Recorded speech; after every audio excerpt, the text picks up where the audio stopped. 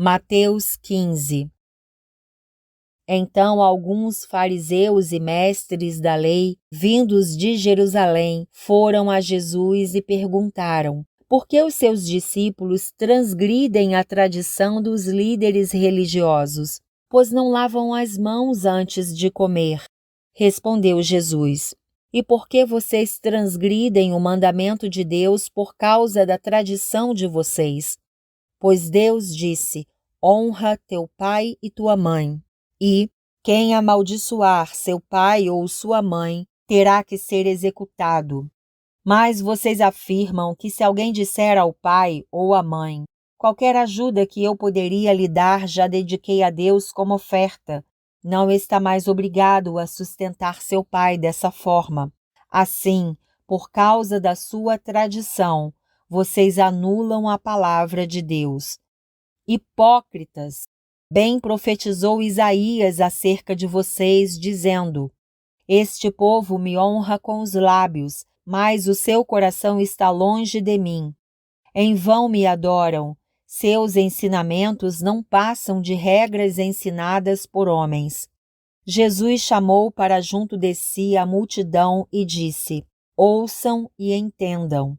O que entra pela boca não torna o homem impuro, mas o que sai de sua boca, isto o torna impuro. Então os discípulos se aproximaram dele e perguntaram: sabes que os fariseus ficaram ofendidos quando ouviram isso? Ele respondeu: toda planta que meu Pai Celestial não plantou será arrancada pelas raízes. Deixem-nos, eles são guias cegos. Se um cego conduzir outro cego, ambos cairão num buraco. Então Pedro pediu-lhe: explica-nos a parábola. Será que vocês ainda não conseguem entender? Perguntou Jesus. Não percebem que o que entra pela boca vai para o estômago e mais tarde é expelido?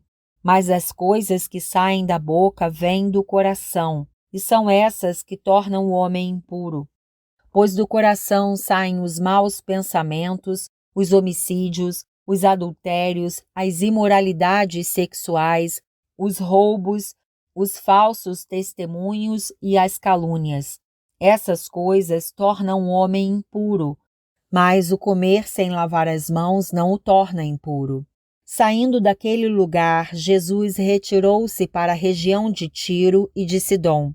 Uma mulher cananeia, natural dali, veio a ele gritando: Senhor, filho de Davi, tem misericórdia de mim. Minha filha está endemoniada e está sofrendo muito. Mas Jesus não lhe respondeu palavra. Então seus discípulos se aproximaram dele e pediram: manda-a embora, pois vem gritando atrás de nós. Ele respondeu: eu fui enviado apenas às ovelhas perdidas de Israel.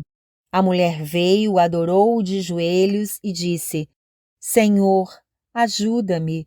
Ele respondeu: não é certo tirar o pão dos filhos e lançá-lo aos cachorrinhos.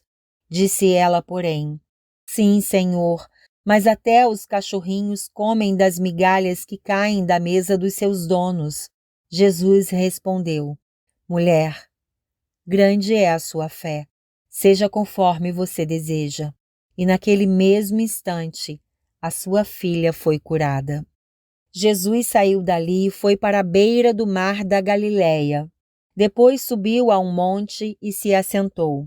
Uma grande multidão dirigiu-se a ele, levando-lhe os aleijados, os cegos, os mancos, os mudos e muitos outros, e os colocaram aos seus pés, e ele os curou. O povo ficou admirado quando viu os mudos falando, os mancos curados, os aleijados andando e os cegos vendo, e louvaram o Deus de Israel. Jesus chamou os seus discípulos e disse: tenho compaixão desta multidão. Já faz 3 dias que eles estão comigo e nada têm para comer. Não quero mandá-los embora com fome, porque podem desfalecer no caminho.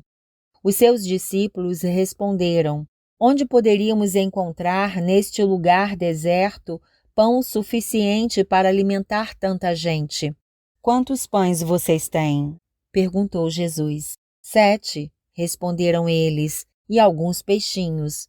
Ele ordenou à multidão que se assentasse no chão.